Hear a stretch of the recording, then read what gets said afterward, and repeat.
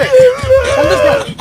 ও ভাই, ভাই রে ভাই, ভালো মানুষ বেশি দিন থাকে না। আরে কি হয়েছে এটা তো বল।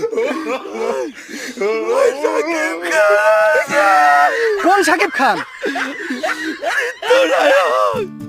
চিত্তনায়ক সাকিব খান আর নাই। কোয়াস কি নায়ক সাকিব খান? ইন্নালিল্লাহ। ইন্নালিল্লাহ, ইন্নালিল্লাহ, ইন্নালিল্লাহ। ভালো মানুষ